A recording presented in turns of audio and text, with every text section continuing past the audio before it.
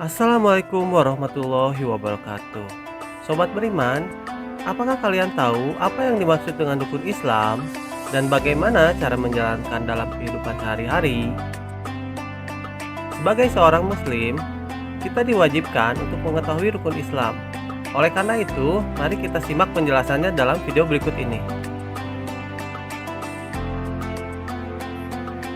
Rukun Islam adalah tindakan dasar dalam Islam yang dianggap sebagai fondasi wajib bagi orang-orang yang beriman dan bertakwa. Sesuai dengan hadis Nabi, rukun Islam dibagi menjadi 5 perkara. Yang pertama adalah syahadat. Yang kedua adalah sholat. Yang ketiga adalah zakat. Yang keempat adalah puasa. Dan yang kelima adalah naik haji. Rukun Islam yang pertama adalah syahadat. Syahadat memiliki makna mengucapkan dengan lisan, membenarkan dengan hati, lalu mengamalkannya melalui perbuatan. Adapun orang yang mengucapkan secara lisan, namun tidak mengetahui maknanya dan tidak mengamalkannya, maka tidak ada manfaat sama sekali dengan syahadatnya.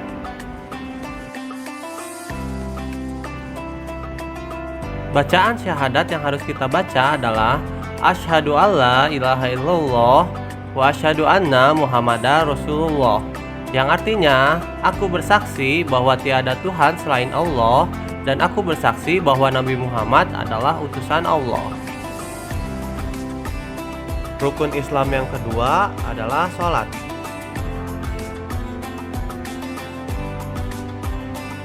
Sholat merupakan serangkaian kegiatan ibadah khusus atau tertentu yang dimulai dengan takbiratul ihram dan diakhiri dengan salam. Secara umum, sholat dibagi menjadi 2 kategori. Pertama adalah sholat yang diwajibkan untuk dilaksanakan, atau dengan kata lain, sholat fardu. Dan yang kedua adalah sholat yang dianjurkan tetapi tidak wajib dilaksanakan, atau dengan kata lain, sholat sunnah. Sholat wajib dibagi menjadi 5 waktu.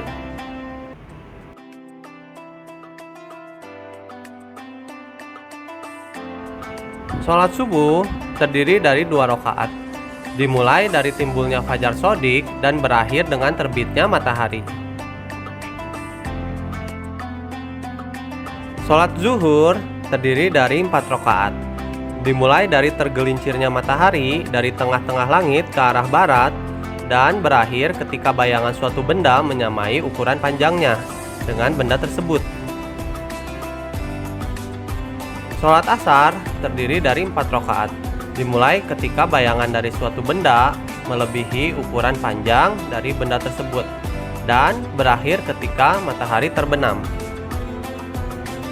Sholat maghrib terdiri dari 3 rakaat, berawal ketika matahari terbenam dan berakhir dengan hilangnya sinar merah yang muncul setelah matahari terbenam.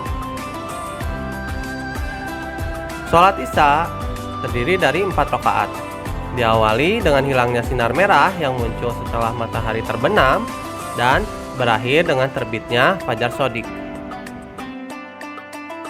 Tata cara sholat.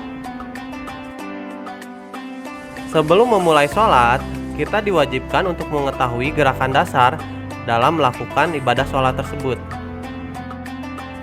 Yang pertama adalah niat sholat. Gerakan saat membaca niat sholat yaitu dengan posisi tubuh yang tegap, menghadap kiblat, dan pandangan mata mengarah ke tempat sujud. Yang kedua adalah takbiratul ihram. Cara takbiratul ihram yaitu mengangkat kedua tangan sejajar dengan telinga atau sejajar dengan bahu, sambil membaca Allahu Akbar. Yang ketiga, membaca doa iftitah. Sesudah takbiratul ihram, kedua tangan lalu disedekapkan di bagian dada, kemudian membaca doa iftitah. Doa iftitah ini dilafalkan pada rakaat pertama dalam sholat.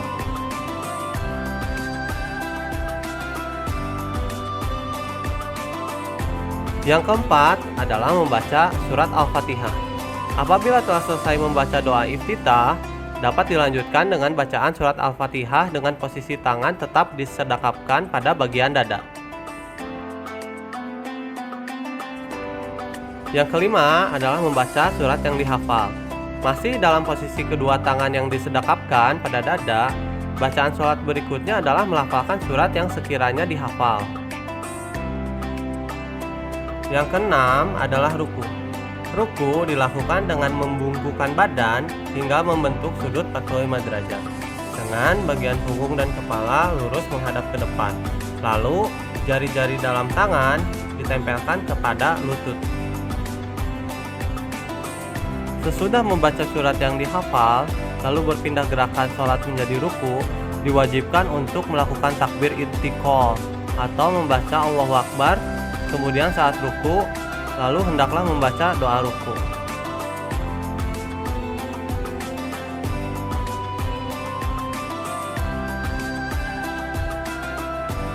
Yang ketujuh adalah i'tidal. Selesainya ruku, gerakan sholat berikutnya adalah i'tidal, dengan kembali berdiri tegak sempurna sambil mengangkat kedua tangan setinggi telinga atau setinggi bahu. Saat bangkit dari ruku, bacalah doa tasmi atau sami Allahu liman hamidah. Gerakan ini dilakukan sebagai tanda pemisah antara ruku dan sujud. Yang kedelapan adalah sujud yang pertama.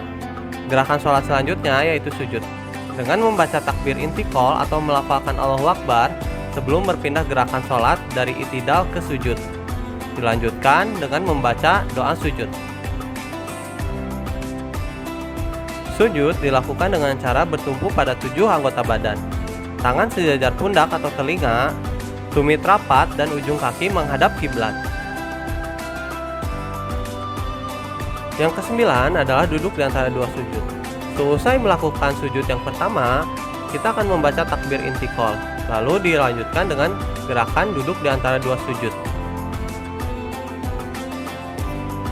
Posisi dalam melakukan dua sujud yaitu dengan duduk secara tegak, lalu melipat bagian kaki yang kiri dan diduduki, kemudian kaki kanan ditegakkan dengan jemari dilipat.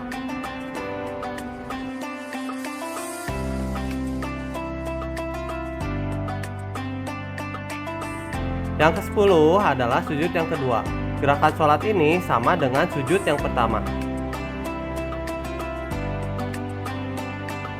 Setelah melakukan sujud yang kedua, lalu kita membaca takbir intiqal dan kemudian melanjutkan rakaat selanjutnya. Yang ke-11 adalah bangkit berdiri untuk melanjutkan rakaat selanjutnya.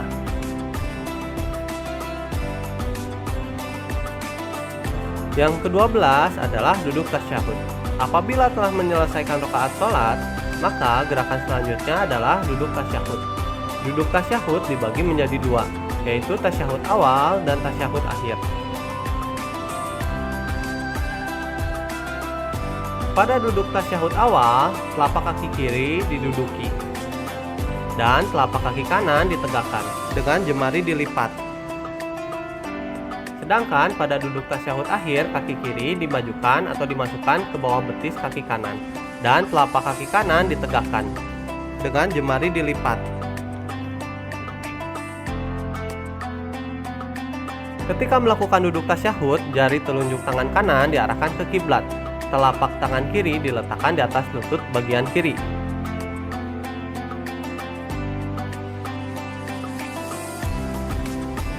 Yang ke-13 adalah salam. Gerakan terakhir saat menunaikan sholat yaitu salam. Setelah selesai melakukan gerakan sholat dan melafalkan bacaan sholat keseluruhan, maka ucapkanlah salam dengan cara menolehkan kepala ke bagian kanan lalu ke kiri.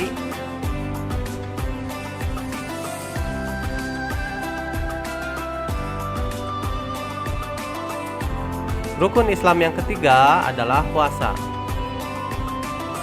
Saum atau puasa bagi orang Islam adalah menahan diri dari makan dan minum, serta segala perbuatan yang bisa membatalkan puasa, mulai dari terbit fajar hingga terbenam matahari dengan syarat tertentu, untuk meningkatkan ketakwaan seorang muslim. Secara umum, puasa dibagi menjadi 3 kategori. 1. Puasa yang diwajibkan untuk dilaksanakan. Yang kedua, puasa yang dianjurkan tetapi tidak wajib dilaksanakan. Yang ketiga adalah puasa yang diharamkan yang tidak boleh dilaksanakan. Macam-macam puasa wajib. Yang pertama adalah puasa Ramadan.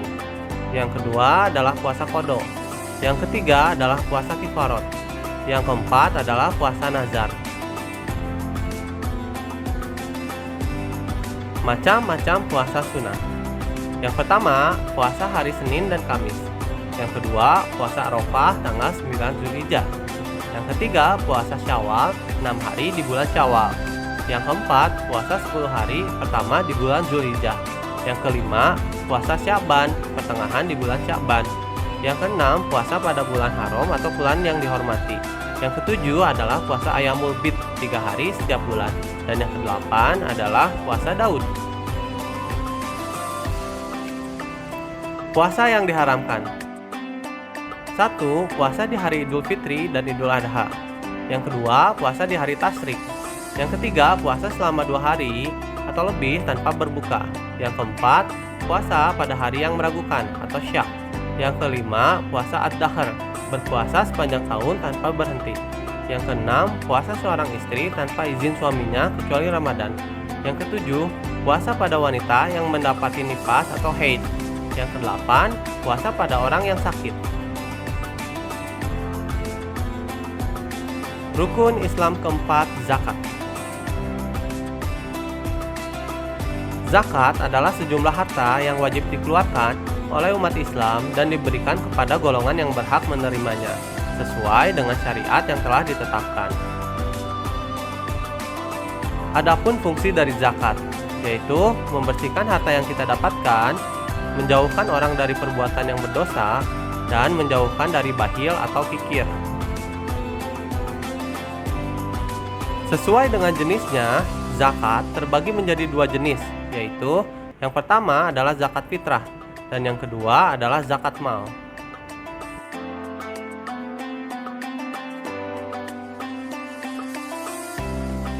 Zakat fitrah adalah zakat yang wajib dikeluarkan umat muslim menjelang hari raya Idul Fitri atau pada akhir bulan Ramadan. Zakat fitrah dapat dibayarkan dengan setara 3,5 liter atau 2,5 kg makanan pokok dari daerah yang bersangkutan. Makanan pokok di Indonesia adalah nasi, maka yang dapat dijadikan sebagai zakat adalah berupa beras. Zakat mal adalah zakat yang berkaitan dengan harta benda yang kita miliki dan wajib dikeluarkan oleh seorang muslim yang telah memiliki penghasilan. Masing-masing jenis penghasilan memiliki perhitungannya sendiri.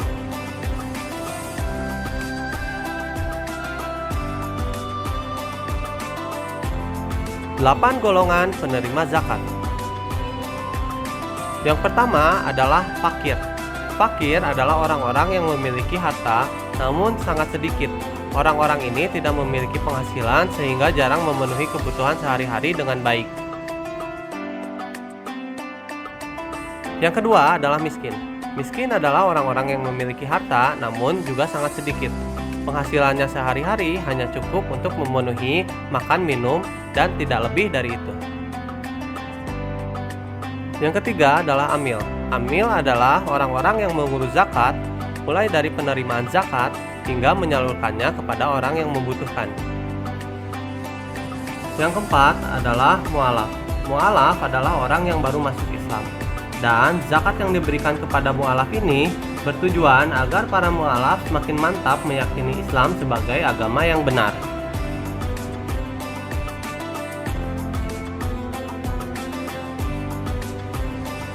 Yang kelima adalah riqab atau memerdekakan budak.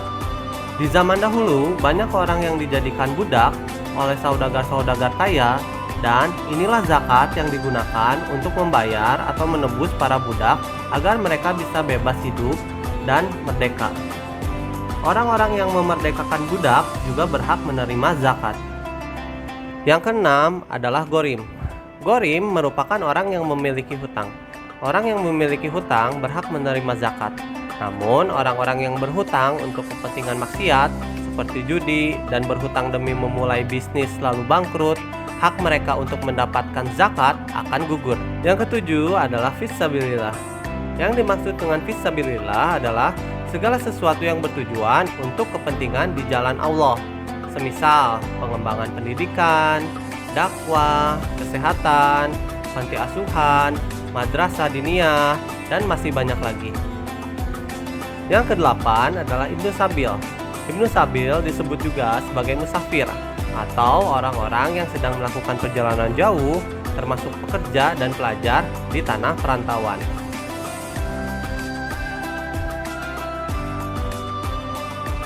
Rukun Islam yang kelima, naik haji.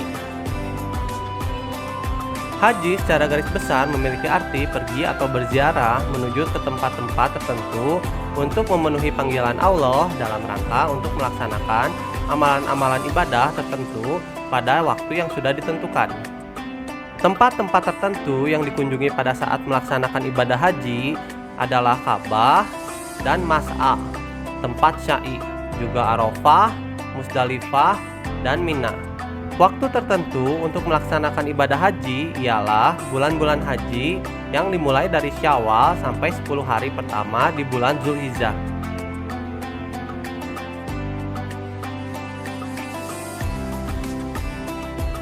Adapun hukum melaksanakan ibadah haji. Pergi haji hukumnya wajib bagi setiap orang muslim dewasa yang telah memenuhi syarat. Dan syarat yang dimaksud adalah mampu secara fisik, ilmu, dan mampu secara ekonomi untuk mengadakan perjalanan ke Baitullah. Umat Islam yang menunaikan ibadah haji harus pergi meninggalkan tanah airnya dengan mengalami berbagai rintangan dan menjalani kehidupan sebagai pengembara. Selain itu, umat Islam yang hendak ke tanah suci juga harus merelakan harta bendanya sebagai biaya transportasi. Semua itu memerlukan biaya yang tidak sedikit. Maka sebab itu, dalil dalam Al-Quran menyebutkan ibadah haji wajib dijalani bagi umat Islam yang mampu. Sebagaimana yang tertera dalam surat Ali Imran ayat 97 yang berbunyi, bagi orang yang sanggup mengadakan perjalanan. Adapun rukun haji yang harus diikuti. Rukun haji adalah syarat wajib yang harus dilakukan saat menunaikan ibadah haji. Secara umum, rukun haji terbagi menjadi 6 bagian. Yang pertama adalah ihram, yaitu berniat saat mulai mengerjakan ibadah haji. Yang kedua adalah hadir di padang Arafah pada waktu yang ditentukan, yaitu tanggal 9 Zulhijjah mulai waktu zuhur hingga tanggal 10 Zulhijjah saat terbit fajar. Yang ketiga adalah tawaf, yaitu berkeliling Ka'bah sampai 7 kali. Yang keempat adalah sa'i, yaitu berlari-lari kecil dari Bukit Sofa ke Bukit Marwah. Yang kelima adalah menggunting rambut, yaitu sekurang-kurangnya 3 helai rambut. Yang keenam adalah menertibkan rukun-rukun haji. Rukun haji harus dilaksanakan secara utuh. Apabila ada salah satu yang tidak dilaksanakan, maka ibadah hajinya tidak sah. Sekian video dari saya. Assalamualaikum warahmatullahi wabarakatuh.